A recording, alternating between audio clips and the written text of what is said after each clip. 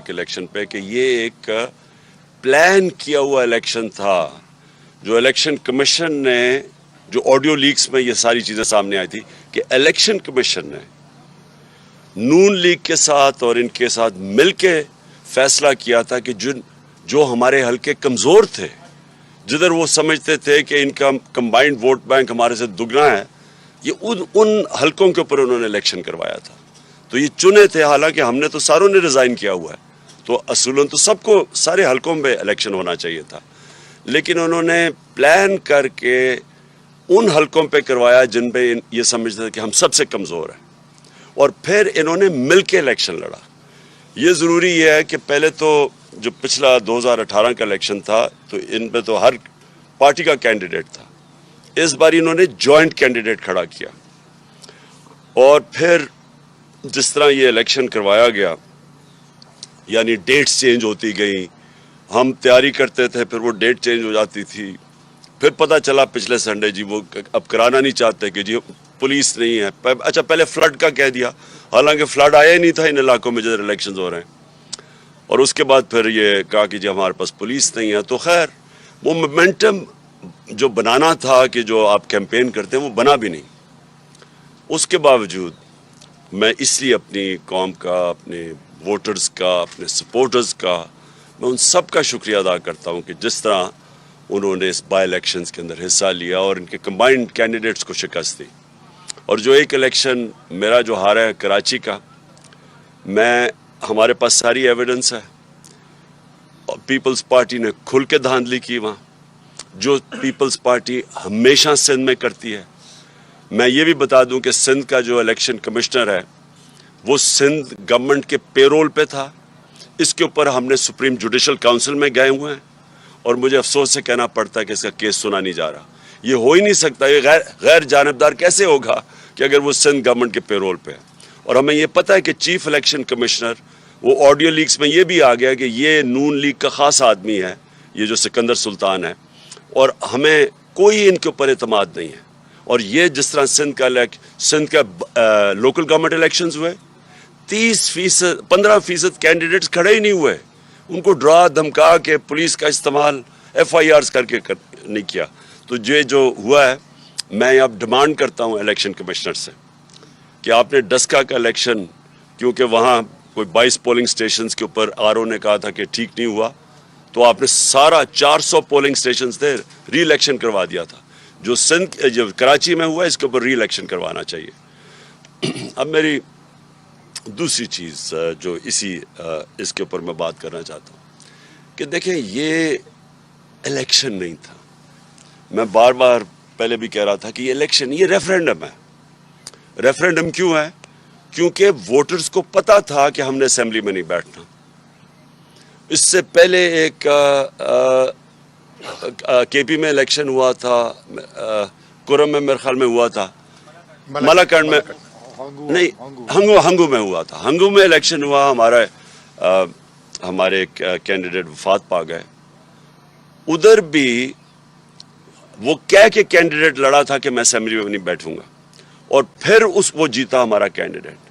फिर इस बारी हमने, सबको पता कि हमने इलेक्शन में नेशनल असेंबली में नहीं बैठना, तो पता था कि हम उनकी गलियां सड़कें वगैरह नहीं ठीक कर सकते।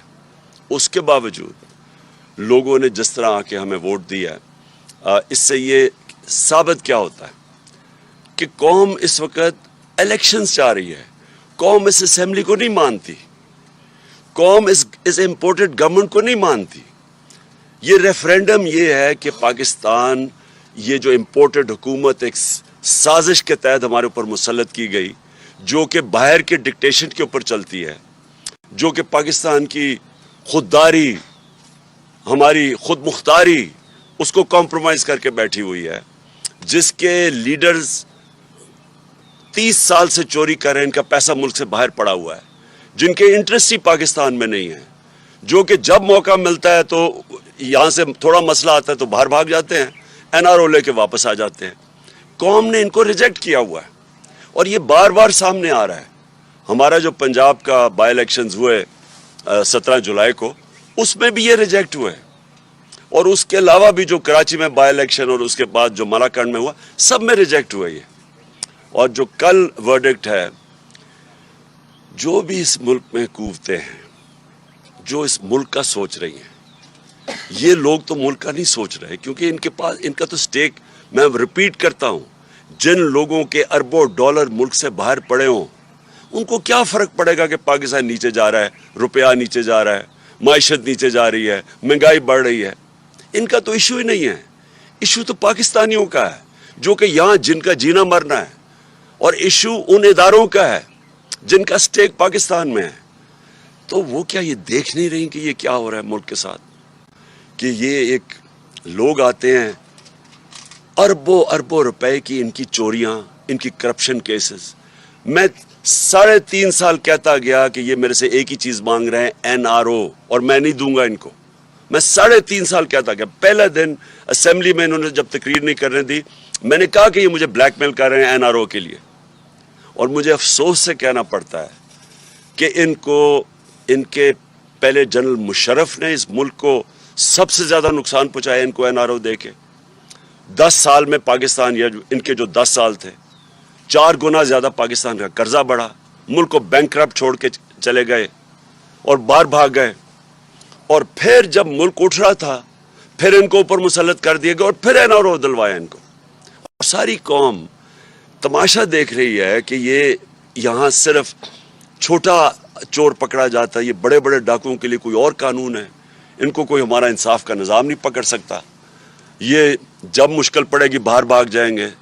اور ایسے باہر بیٹھے ہوئے ہیں بڑے بڑے محلات میں، جس طرح کہ ان کی پتہ نہیں کوئی باہر کوئی کون سی بزنسز تھی، سارا پیسہ چوری کر کے باہر لے کے گئے ہیں.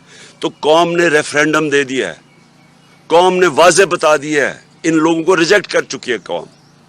تو لہٰذا میں یہ آج سارے پاکستان کے اداروں کو کہنا چاہتا ہوں کہ جتنی دیر آپ ان کو بیٹھنے دیں گے، جتنی دیر یہ ہمارے اوپر مسلط رہیں گے، ہمارا ملک نیچے جا رہا ہے. ہمیں کہا جی عمران خان نے آئسولیٹ کر دیا پاکستان کو، عمران خان کی فورن پالیسی اتنی بری تھی کہ اب ہم آئسولیٹ ہو گئے ہیں. میں جب امریکہ گیا تھا، جس طرح ڈونلڈ ٹرمپ نے ہمارا استقبال کیا، جس طرح مجھے اس نے رسپیکٹ دی اور میری ڈیلیگیشن کی، سب سے پوچھ لیں. جنرل باجوہ گئے تھے تب، ان سے پوچھیں، کسی سے پوچھیں کہ کبھی کسی پاکستان کے پرائم منسٹر کو اس طرح کی عزت دی ہے. اور جب ٹرمپ نے اس سے میرے جانے سے پہلے جب اس نے پاکستان کی تنقید کی کہ جی اس افغانستان میں ہمارا ڈبل رول تھا، میری ٹویٹ ابھی بھی پڑھ لیں کہ میں نے اس کو کیا جواب دیا. تو اس کو پتا تھا، یعنی اس کو سخت جواب بھی دیا. اس کے باوجود وہ عزت ان کے لوگوں کی کرتے ہیں جو اپنے ملک کی مفادات کی حفاظت کرتے ہیں، نیشنلسٹ ہوتے ہیں، جو اپنی ذات کے لیے نہیں. یہ تو ان کو سب کو پتا ہے کہ ان کے پیسے باہر چوری کے پڑے ہوئے ہیں، تو ان کی تو کوئی عزت ہی نہیں کرتا. اور جو بائیڈن کے ریمارکس ہیں، مجھے یہ بتائیں کہ انہوں نے پتہ نہیں کروڑوں روپیہ ہمارا ڈالرز میں خرچ کیا، جا کے بڑے بڑے ہوٹلوں میں ٹھہر کے، وہاں جا کے ٹی وی شو کے اوپر منتیں کر رہے شہباز شریف جی ہمیں پیسے دے دو، ہمیں ضرورت ہے، ہم پیسے اپنے قرضے نہیں واپس کر سکتے. بلاول بھٹو چاروں طرف پھر رہا ہے، وہ کبھی پاکستان کبھی آتا نہیں. سندھ کا برا حال ہے، وہ ساری دنیا کے چکر لگا رہا ہے. تو کیا فائدہ ہوا اس ڈپلومیسی کا کہ جب اس نے پہلے تو ہمیں، یعنی جو ملک ان کو مخالف سمجھتے ہیں، چائنا اور رشیا، اس کے ساتھ پاکستان کو بریکٹ کر دیا. کدھر گئی آپ کی ڈپلومیسی؟ اور پھر جو خطرناک بات اس نے کی ہے، اس نے یہ کہا کہ پاکستان دنیا کی خطرناک جگہ ہے، اور اس کے ساتھ نیوکلیر پروگرام کی بات کر دی. اب یہ ایک پرانا پاکستان کے خلاف پروپیگنڈا چل رہا ہے. یہ 1980 کی دہائی میں یہ اسلامک بوم کا پروپیگنڈا چلتا تھا مغربی اخباروں میں. مجھے یاد ہے کہ یہ پوری ایک جو میں نے 5 مہینے پہلے کہا تھا کہ جب وہ ہمارے سے جو قیمت مانگیں گے ہمیں بیل آؤٹ کرنے کے لیے، وہ صرف ایک چیز رہ جائے گی پاکستان کے پاس کہ ہم ان کو وہ قیمت ادا کریں. اور وہ قیمت ادا کر دی. آج یوکرین کا حال دیکھ لیں. آج یوکرین کہہ رہے ہیں، یوکرین کے لوگ کہہ رہے ہیں کہ اگر ہمارا نیوکلیر پروگرام نہ لیتے تو آج ہمارے اوپر حملہ نہ ہوتا. تو یہ ہمارے نیشنل سیکیورٹی کا ایشو ہے. اور اسی لیے میں ابھی آؤں گا بعد میں کیوں مارچ کرنا چاہتا ہوں, میں کیوں اتنی دیر ڈیلے بھی کرتا گیا, کہ شاید یہاں عقل آ جائے کسی کو کہ ان کے ہاتھوں اگر ملک رہا تو یہ ان کو کوئی فرق, پھر سے ان کو کوئی فرق نہیں پڑنے لگا. ان کے ایسٹس باہر پڑے ہوئے ہیں, ان کے سارا ٹبر باہر بیٹھے ہوئے ہیں, فرق اس قوم کو پڑے گا. لیکن اس سے پہلے میں ایک بات کرنا چاہتا ہوں. آج ہماری میٹنگ ہوئی, ہماری سینٹرل لیڈرشپ کی, جو سینئر لیڈرشپ ہے, اور ہم ساروں کو جو اعظم سواتی سے کیا گیا ہے, اس سے پہلے شہباز گل سے کیا گیا, اس کے اوپر میں نے میرے اوپر خیر کنٹیمپٹ کیس بھی لگا, دہشت گردی کا کیس میرے اوپر ہو گیا, اور تب بھی میرا مسئلہ تو کسٹوڈیل ٹارچر کا تھا کہ ایک آدمی کو آپ کس قانون کے تحت آپ اس کو پکڑ کے, یا جو غلطی کی ہو, عدالت میں قانون بنے ہوئے ہیں, آپ جا کے ان کے اوپر ایکشن لیں, کس قانون کے تحت پکڑ کے اس کو مارا, ٹارچر کیا, ننگا کیا. وہ ایک اور جمیل فاروقی, وہ بھی وہ جرنلسٹ ہیں, وہ کہتے ہیں میرے سے یہ کیا گیا. عمران ریاض کو پکڑ کے ایک چھوٹے سے کمرے میں بند کر دیا گیا. تو لیکن جو اعظم سواتی سے کیا, میں آج اپنی قوم کے سامنے یہ چیز اس لیے رکھنا چاہتا ہوں کہ ایک پاکستانی ہوتے ہوئے, اب میں یہ نہیں کہہ رہا کہ میں کسی پارٹی کا ہیڈ ہوں, پاکستانی ہوتے ہوئے یہ مجھے اتنی شرم آئی ہے کہ ہم اپنے لوگوں کو اس طرح ٹریٹ کر سکتے ہیں, کہ ہم ان کو اس طرح ذلیل کر سکتے ہیں. یہ ذرا سنے آپ, میں ساری جو اعظم سواتی سے کیا ہے, 3 بجے صبح اس کے گھر کے, اچھا ٹویٹ تھی اس کی, بھئی اگر اس کی ٹویٹ تھی اور اس نے جذبات میں آ کے کوئی بات کہہ دی ہے تو اس کے لیے قانون بنے ہوئے ہیں. یہ کیا لکھا ہوا ہے کہ یہ ہونا چاہیے تھا کہ 3 بجے اس کے گھر اس کے لوگ آئے, یہ ایف آئی اے کے, اس کے بچوں کے, اس کے پوتے اور پوتی کے سامنے, 4 سال کی اور 8 سال کی, ان کے سامنے اس کو مارنا شروع کیا. ایک 75 سال کے آدمی کو اس کو مارا, نوکروں کے سامنے, گھر میں چیزیں توڑی, اور اس کے بعد اس کو پولیس اسٹیشن لے کے گئے. پولیس اسٹیشن سے ایجنسیز کے ہاتھ میں پکڑا دیا. یہ کس قانون کے تحت پکڑا ہے؟ یہ کون سا پاکستان کا آئین اجازت دیتا ہے کہ آپ پکڑ کے ان کو ایک آدمی کو ایجنسیز کے ہاتھ میں پکڑا دیں؟ اور ایجنسیز نے مزید اس کے اوپر تشدد کیا. ادھر جا کے انہوں نے اس کو ننگا کیا, ٹارچر کیا, سیکشلی ٹارچر کیا. اس نے عدالت میں آ کے بتایا کہ اسے کیا کیا. 75 سال کے آدمی سے, ملک کا سینیٹر, کتنا بڑا جرم تھا کہ جو اس سے یہ کیا گیا. ساری دنیا کے اندر یہ خبر گئی, یہ سارے باہر کے واشنگٹن پوسٹ جیسے بڑے بڑے اخباروں میں یہ خبر گئی. اور خبر کیا گئی کہ پاکستان کے سینیٹر کے اوپر تشدد کیا اور اس کو پکڑ کے جیل میں ڈالا. کیوں؟ کیونکہ اس نے آرمی چیف کی تنقید کر دی. آپ دنیا جمہوریت کے اندر یہ کوئی آرمی چیف کی تنقید کرنے پہ یہ ہوتا ہے کیا؟ یہ سزا ملتی ہے؟ سو دنیا کے اندر یہ شوق ہے, لوگ حیرت میں ہیں کہ یہ کیا ہوا ہے. سارے باہر کے اخباروں, میں نے پوری کٹنگ ہے جو باہر کے اخباروں کے اندر یہ چیزیں پبلش ہوئی ہیں, یہ ساری جگہ یہ خبر پبلش ہوئی ہے. اس سے سب سے بڑی بدنامی پاکستان اور اس کی جمہوریت کی, کہ کسی جمہوریت میں تصور نہیں کوئی کر سکتا. اس کے بعد پاکستانی فوج کی اور پاکستان کے آرمی چیف کی, یہ ان کی بدنامی ہوئی کہ یہ اس کا مطلب کہ فوج آؤٹ آف کنٹرول ہے, فوج آرمی چیف, یہ اس کا مطلب کہ کوئی قانون کے اوپر ہے, وہ کچھ بھی کر سکتے ہیں ملک میں. کیا پاکستان بنانا ریپبلک ہے؟ اور کیا ایک آئین ہمیں انسان کو ڈگنیٹی نہیں دیتا؟ کہ آئین ہماری عزت کو پروٹیکٹ نہیں کرتا کہ اس طرح انسان سے کیا جائے؟ اور ہم نے آج فیصلہ کیا کیا؟ ہم نے یہ فیصلہ کیا, سب سے پہلے تو میں سپریم کورٹ سے, جن کا کام ہے انسانوں کے فنڈامنٹل رائٹس کی حفاظت کرنا, میں ان سے کہتا ہوں کہ پہلے تو آپ کو جب وہ شہباز گل بتا رہا تھا اور پھر وہ جمیل فاروقی بتا رہا تھا کہ ان کو ننگا کیا گیا, ان کے اوپر آپ کو ایکشن نہیں لینا چاہیے تھا؟ اور آپ مجھے بتائیں کہ ملک کے سینٹ کو 75 سال نانا اور دادا اس سے یہ کیا گیا، کیا یہ سپریم کورٹ کی کوئی ذمہ داری نہیں ہے انسانوں کے فنڈامنٹل رائٹس کو پروٹیکٹ کرنا؟ ہم نے یہ اس کے علاوہ فیصلہ کیا، ہم پنجاب اور پختونخوا کی اسمبلی کے اسپیشل سیشن کال کریں گے اس ایشو کے اوپر۔ دوسرا، ہمارے سینیٹرز سپریم کورٹ میں پٹیشن فائل کریں گے۔ تیسرا، ہم انٹرنیشنل آرگنائزیشنز کو اپروچ کریں گے اب، جس کے اندر نمبر 1 ہیومن رائٹ کمیٹی جو جنیوا میں آن ٹارچر ہے، اس کی ICCPR جو ان کی ہے اس کے مطابق اس کے اوپر ہم ان کے اوپر پورا لکھیں گے کہ اس سے کیا ہوا ہے۔ یونائٹڈ نیشنز کا جو اسپیشل ریپورٹر ہے ٹارچر کے اوپر، اس کے پاس ہم بھیج رہے ہیں یہ۔ یورپین یونین کے ہیومن رائٹس کا جو اسپیشل ریپرزینٹیٹیو ہے ان کے پاس ہم یہ بھیج رہے ہیں ساری ڈیٹیلز۔ اور انٹرنیشنل پارلیمنٹری یونین بھی ہے پارلیمنٹیرینز کی، ان کے پاس بھی ہم یہ سارا بھیج رہے ہیں۔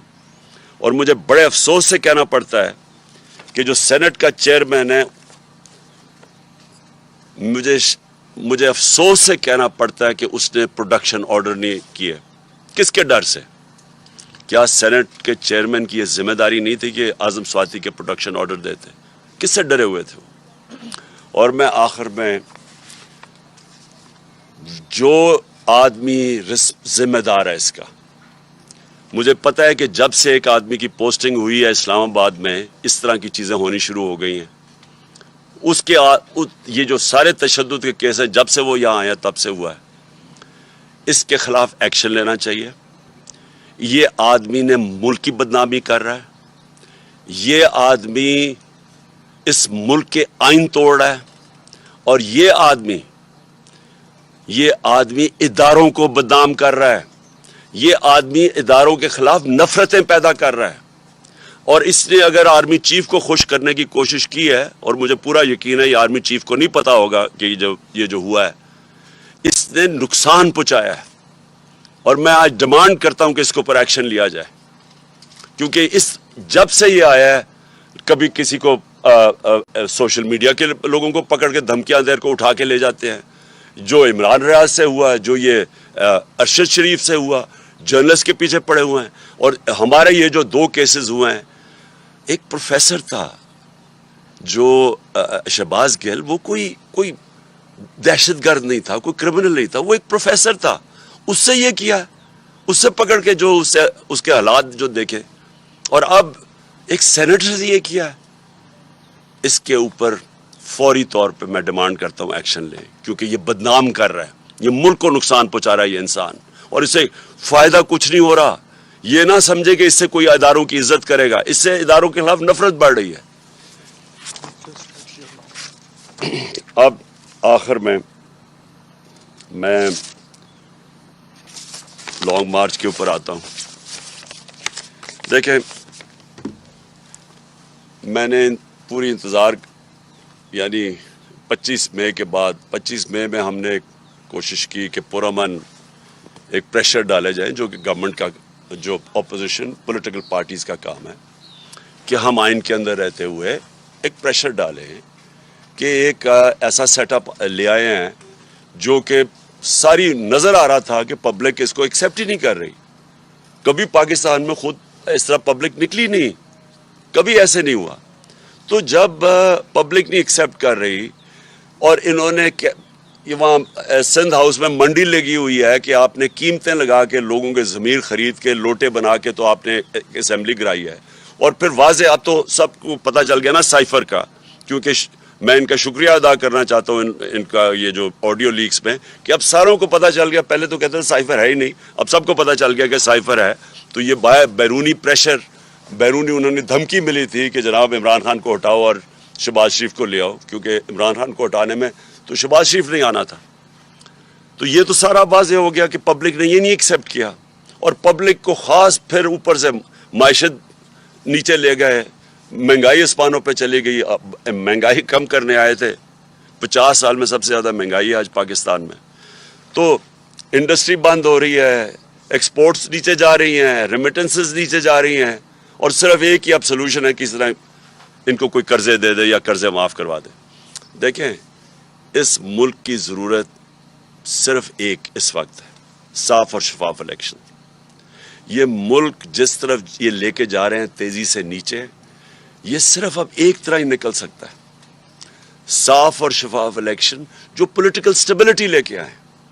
جب تک سیاسی استحکامات نہیں ہوگی, استحکام نہیں آئے گا سیاسی طور پہ, معیشت نہیں ٹھیک ہونے لگی, کیونکہ معیشت تو نیچے جا رہی ہے. وہ دار کو لے کے آئے ہیں جو کہ خود ایک بہت بڑا مجرم ہے, جس نے سٹیٹمنٹ دی ہوئی ہے منی لانڈرنگ کی, کہ میں جو 2000 کے اندر اس نے میجسٹریٹ کے سامنے سٹیٹمنٹ دیا, وہ جو ہدایبہ پیپر مل کا کیس تھا, کہ میں شریف خاندان کے لیے منی لانڈرنگ کرتا تھا. فلم بنی ہوئی ہے اس کے اوپر بی بی سی کی, کہ کیسے وہ قاضی فیملی لندن میں بیٹھی تھی, یہاں سے پیسے بھجواتا تھا, پھر ان کو لانڈر کر کے پاکستان لے کے آتا تھا.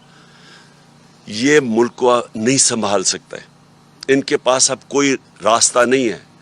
صرف مسئلہ اب یہ ہے کہ ڈرے ہوئے ہیں الیکشن سے اپنے, کیونکہ الیکشن سے ڈرے ہوئے, رزلٹ آپ کے سامنے ہے. ساروں نے مل کے بھی الیکشن لڑ گیا, اس کے باوجود یہ نہیں جیت سکتے. تو کیونکہ الیکشن سے ڈرے ہوئے ہیں, یہ ملک کو تباہی کی طرف دھکیلتے جائیں گے, الیکشن نہیں کروائیں گے. اس لیے اس وقت میں ان کو آج پھر وقت دے رہا ہوں. یہ میری مارچ اکتوبر سے آگے نہیں جانے لگی. یہ اب سے لے کے اکتوبر میں کسی ٹائم اناؤنس کروں گا. میں ان کو ٹائم دے رہا ہوں کہ ابھی بھی آپ کے پاس وقت ہے. ملک کی خاطر اپنے آپ کو بچاتے بچاتے ملک کو تباہ نہ کریں. اور میں ابھی بھی کہتا ہوں کہ یہ ہے ٹائم آپ کے لیے الیکشن اناؤنس کرنے کا. اگر آپ نہیں کریں گے, یہ میں مارچ کروں گا, اور مارچ کی میری تقریباً تیاری مکمل ہے. اور میں آج اپنی قوم کے سامنے انشاءاللہ ایمان تو اللہ پہ ہے میرا, کامیابی تو وہ دیتا ہے, پاکستان کی تاریخ میں اس طرح پبلک نہیں نکلے گی جو اس مارچ پہ نکلے گی. میں ٹائم دے رہا ہوں, آپ کے پاس ہے, چند دن ہیں, اور اس کے بعد میں یہ اناؤنس کر دوں گا. ایک دفعہ مارچ ہو گئی اور ایک دفعہ پبلک جب سڑکوں پہ نکلاتی ہے, یہ یاد رکھیں کہ اب تک ہماری ساری 6 مہینے کی سٹرگل آپ دیکھ لیں, آئین کے بیچ میں رہ کے کیے. ہم نے جلسے کیے ہیں, پبلک دکھا دیا کہ پبلک کدھر کھڑی ہے. جلسوں میں کبھی اتنے بڑے جلسے نہیں ہوئے. ہم نے یہ بھی دکھا دیا کہ جب الیکشن آیا 17 جولائی کا, تب بھی کہ پبلک کدھر کھڑی ہے. اب پھر الیکشن میں, بائی الیکشن جو بھی بیچ میں, سب کو پتہ پبلک کدھر کھڑی ہے. اور یہ مارچ میں پتہ چل جائے گا کہ پبلک کدھر کھڑی ہے.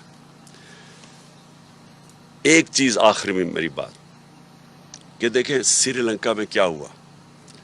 سری لنکا میں پبلک جب خود آ جاتی ہے سڑکوں کے اوپر, اور وہ صرف 2.5 کروڑ لوگوں کا ملک ہے, یہاں ہے 22 کروڑ لوگوں کا ملک, اور یہاں ایک دفعہ پبلک سڑکوں پہ آ گئی, یہاں کوئی کسی کے پاس طریقہ نہیں ہے کہ اس کے بعد کیوس کو کون روکے گا. اور ابھی تک سڑکوں پہ کیوں نہیں آئی؟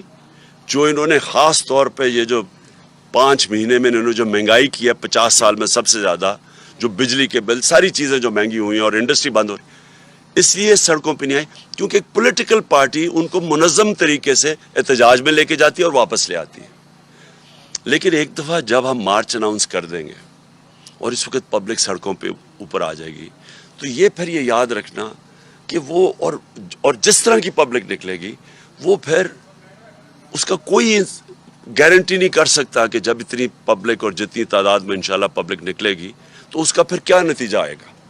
تو میں اس لیے آخر میں جو ہر کوئی جو پاکستان میں اس کے اوپر کچھ کر سکتا ہے, میں ان ساروں کو اور ان پولیٹیکل پارٹیز کو بھی کہنا چاہتا ہوں کہ دیکھیں آپ کے پاس ٹائم اب زیادہ نہیں ہے.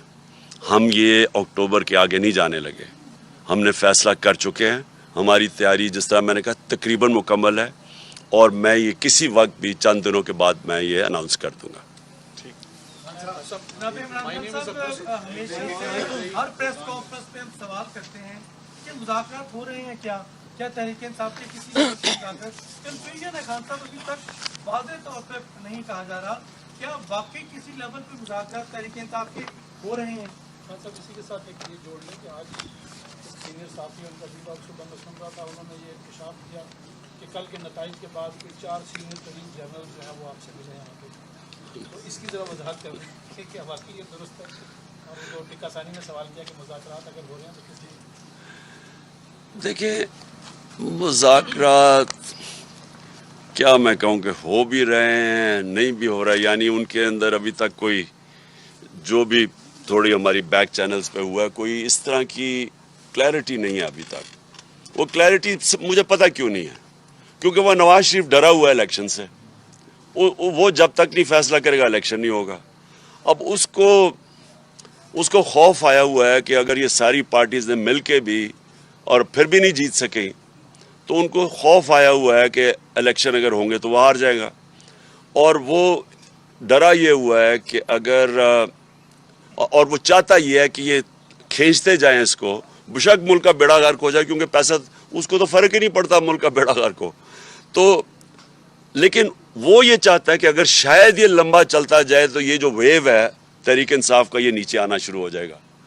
اور میں یہ سن رہا ہوں پچھلے 6 مہینے سے کہ جی اب گرمی آئے گی تو کم ہو جائے گا، اب روزے ہوں گے تو ویو کم ہو جائے گا، پھر کسی نے کہا جی اب یہ تو ویو تو بڑھتا جا رہا ہے.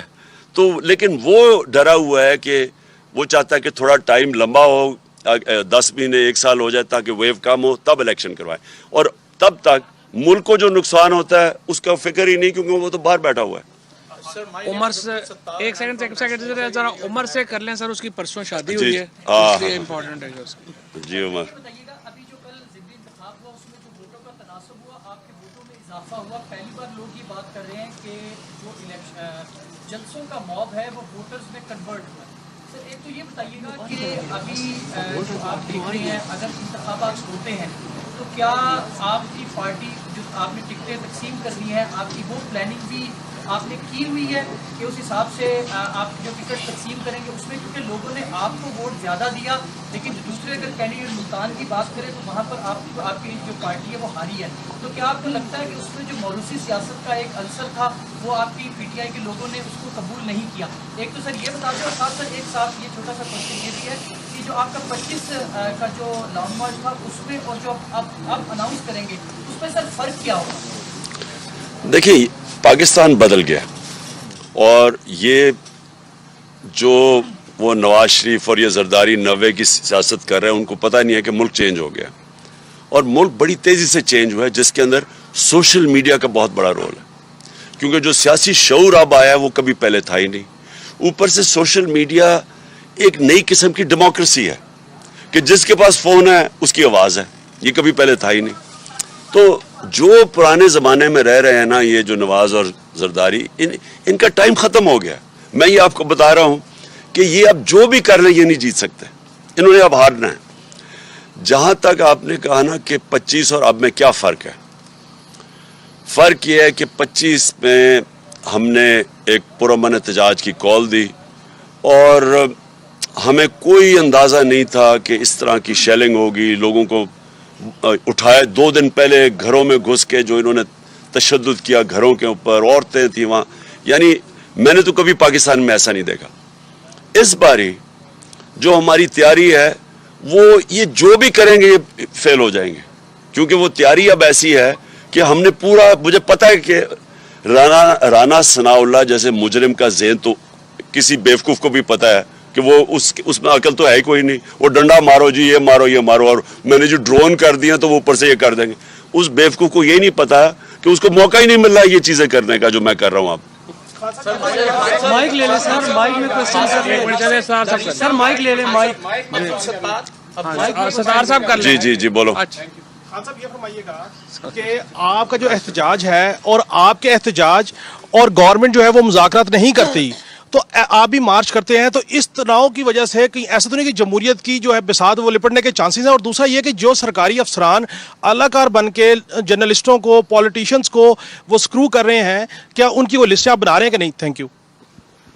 دیکھیں میں آپ کو ایک بات بتاؤں کہ جو اس دور کے اندر یہ 6 مہینے کے اندر جس طرح کی فیشزم ہوئی ہے، جس طرح کا ظلم کیا گیا ہے، جس طرح کی سختی کی گئی ہے، یعنی جس طرح کی جمہوریت کا قتل ہوا ہے، میں آپ کو یقین، حالانکہ مشرف کے دور میں نے کوئی دن جیل میں گزارے تھے، لیکن میں آپ کو یقین دلاؤں کہ مشرف، کیونکہ میں تو اپوزیشن میں تھا، मुशर्रफ का दौर लिबरल था इस मुकाबले में जो अब हो रहा है।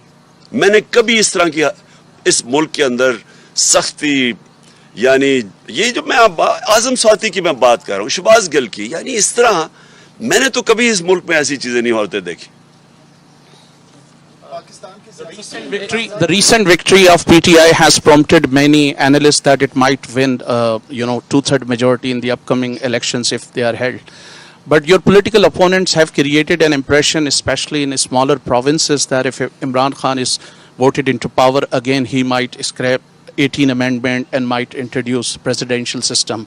So there are many nationalists, especially in Balochistan and Sindh, the province from where I belong to, who are very apprehensive about this.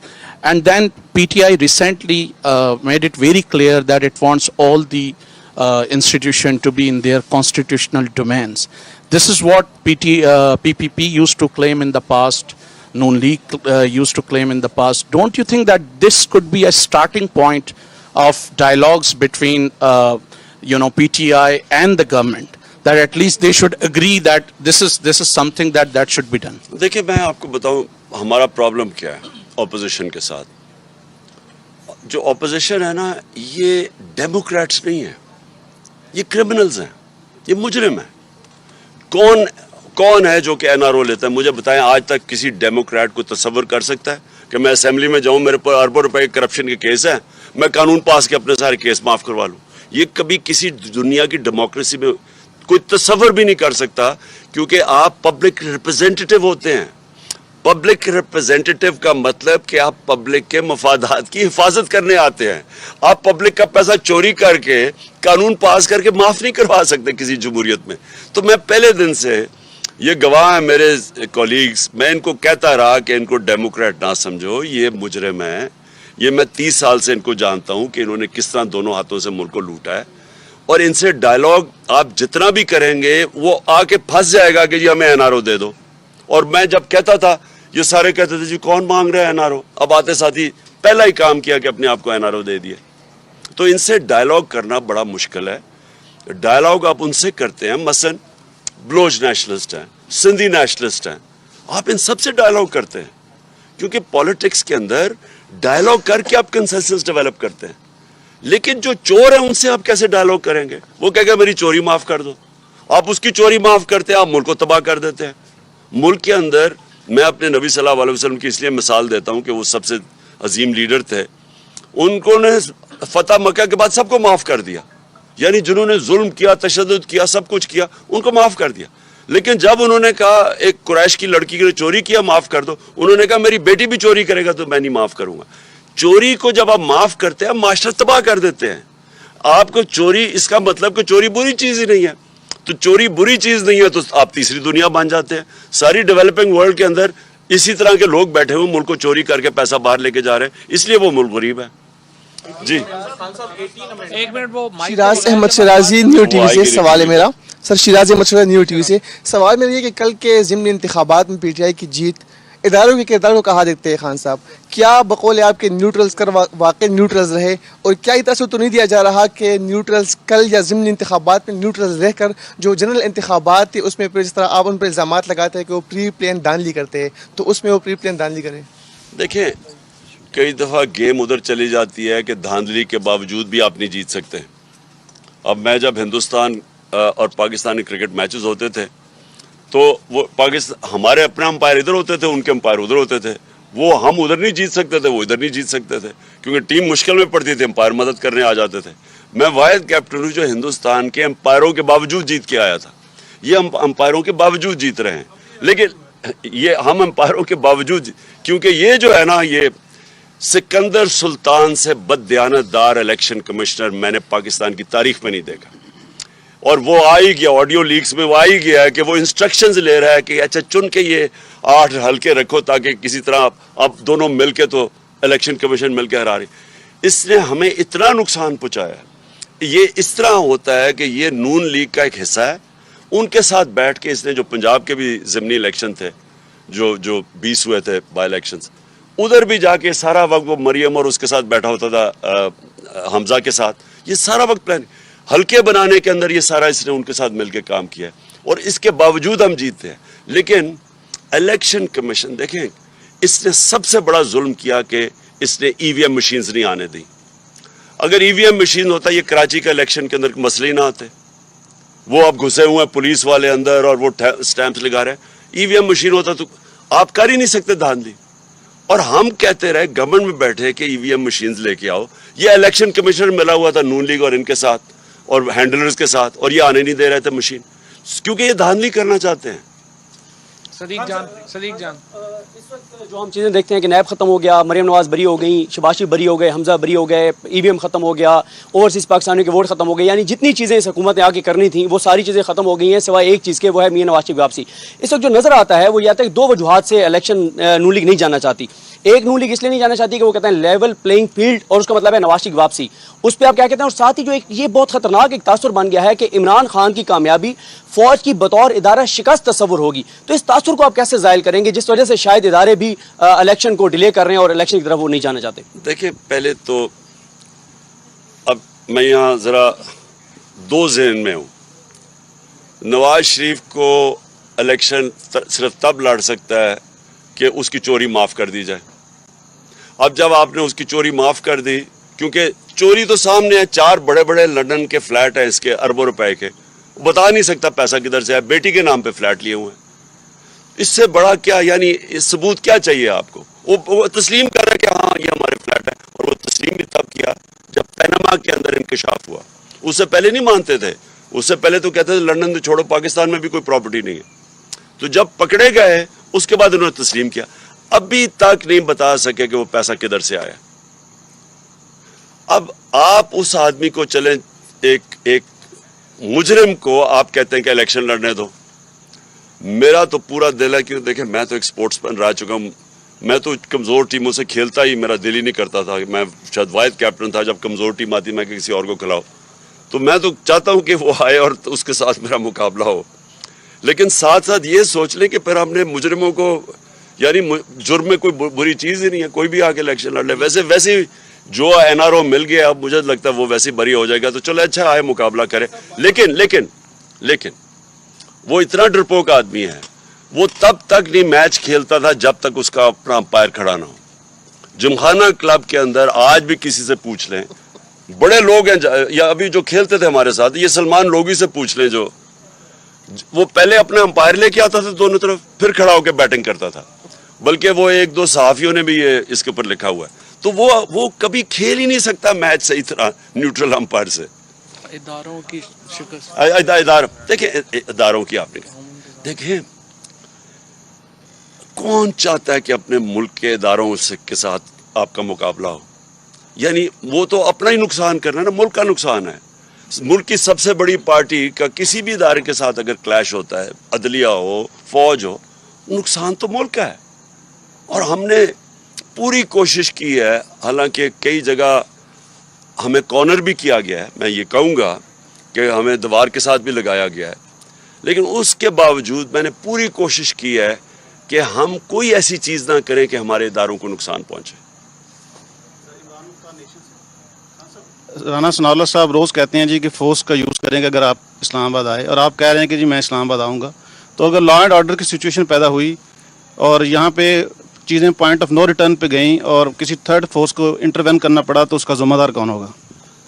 اس کا ذمہ دار یہ ہوں گے, یہ اگر پہلے تو جو بھی ہوگا ذمہ دار تو یہ ہوں گے چور, جو صرف آئے ہیں اپنی چوری, اپنی این آر او لینے کے لیے.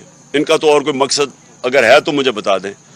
اور دوسری چیز دیکھیں, وہ ٹائم ہمارا کب ہم نے کوئی, مجھے بتائے نا, میں 26 سال سے پالیٹکس کر رہا ہوں, کب ہم نے کوئی چیز آئین کے باہر کی ہے؟ میں اب سارے لوگوں سے حلف لیتا ہوں ہر جگہ کہ انہوں نے پوری طرح ہمارے ساتھ کھڑے ہونا ہے آزادی, حقیقی آزادی کے لیے, لیکن ساتھ کہتا ہوں کہ آئین کے دائرے کے اندر رہیں گے, آئین کی پاسداری کریں گے, کیونکہ میں ڈیموکریٹ ہوں. یہ وہ لوگ ہیں 3 دفعہ انہوں نے لانگ مارچز کی, فضل الرحمان آئے, یہ سارے کنٹینر پہ کٹھے کھڑے تھے. کیا ہم نے کوئی تشدد کیا؟ کوئی ہم نے ٹیئر گیسنگ کی؟ کوئی ہم نے ان کے اگینسٹ ایف آئی آر کاٹی؟ تو یہ جو ایک مجرم, کیونکہ یہ تو ہے ہی ایک قاتل آدمی, اس کا آپ کو پتہ ہے کہ یہ عابد شیر علی کا باپ کہتا تھا اس نے 18 قتل کیا ہے, کوئی کہتے ہیں 18 25 یا 24 کیا ہے, جو بھی ہے, یہ آدمی کو اور اس کی عقل میں اس کو تو پتہ ہی نہیں ہے جمہوریت کیا ہے, اس نے تو یہی اسٹوپڈ باتیں کرنی ہے نا. لیکن ہمارا سارا ٹریک ریکارڈ یہ ہے کہ ہم نے پرامن احتجاج کیے ہیں اپنے آئین کے دائرے میں رہ کے, جو کہ ہمارا حق ہے. میرا آئین مجھے اجازت دیتا ہے پرامن احتجاج کرنے کا. یہ پرامن احتجاج ہوگا. ہم تو کوئی لڑائی کرنے نہیں آئے, نہ کبھی پہلے کیے. خان صاحب عاطف بٹ فرام GNN سے. خان صاحب گزشتہ روز آپ 6 ضمنی انتخابات میں جیتے ہیں. نمبر 1 کون سی نشست رکھیں گے؟ اور دوسری بات, تحریک انصاف کب تک الیکشن چاہتی ہے؟ کیونکہ اگر آپ کہتے ہیں فوری انتخابات تو الیکشن کمیشن کو بھی 2 ماہ کا ٹائم چاہیے ہوتا ہے, اور 28 نومبر تک ایک اہم جو تعیناتی ہونی ہے اس تعیناتی کا کیا کیا جائے؟ اور سیکنڈ چیز, اگر یہ تعیناتی موجودہ حکومت کر دیتی ہے تو اس وقت آپ کا کیا ریئیکشن ہوگا؟ میرا اس پہ بڑا کلیئر ہے. پہلے تو الیکشن کمیشن کا آئین آرڈر کرتا ہے اس کو کہ 90 دن میں الیکشن کروانا ہے. اگر وہ نہیں کرواتا تو الیکشن کمیشن کو اٹھا کے باہر پھینکے, کیونکہ اس نے آئین کی خلاف ورزی کی ہے. جہاں تک آرمی چیف کی اپوائنٹمنٹ ہے, کسی صورت نواز شریف جیسے مجرم جس کا سٹیٹ پاکستان میں نہیں ہے, جو ملک سے باہر سارے اس کے ایسٹس ہیں پڑے ہوئے ہیں, جو یہاں سے منی لانڈرنگ کر کے پیسے باہر لے کے گیا ہے, جو جب باہر بیٹھا ہوتا ہے تو سارا جس نے پاکستانی فوج کے خلاف جس طرح کی اس نے سٹیٹمنٹس دی ہوئی ہیں, جو اس کا سارا, تو اس طرح کے آدمی کو آرمی چیف جیسی اتنی اہم اپوائنٹمنٹ ہے پاکستان کی نیشنل سیکیورٹی کے حساب سے, نہ اس کو اپوائنٹ کرنا چاہیے. اور زرداری جس کو ساری دنیا 10% کہتی ہے, حالانکہ ہم ڈسپیوٹ کرتے ہیں 10% سے زیادہ چوری کرتا ہے وہ. یہ لوگ, اس طرح کے لوگ مجھے بتائیں کیا یہ کوالیفائڈ ہیں ملک کے آرمی چیف کو اپوائنٹ کرنے کے لیے؟ جو پھر سے میں کہتا ہوں کہ وہ سارا ملک کی سیکیورٹی ڈیپینڈ کرتی ہے. آرمی چیف میرٹ کے اوپر آنا چاہیے, نہ عمران خان کا آدمی ہونا چاہیے نہ کسی اور کا آدمی ہونا چاہیے. ساری دنیا کے اندر ایسی, اور میں بات کر رہا ہوں کامیاب جو ممالک ہیں, میرٹ کے اوپر اپوائنٹمنٹس ہوتی ہیں. ان کو صرف یہ وہ لوگ ہیں جن کو اپنے ججز چاہیے, اپنے FIA کا ہیڈ چاہیے, ان لوگوں کو اپنا نیب کا ہیڈ چاہیے, جو انہوں نے مل کے چارٹر آف ڈیموکریسی میں اپنا نیب کا ہیڈ رکھ کے تب ملک کو لوٹا تھا. ان لوگوں کو چاہیے جن کو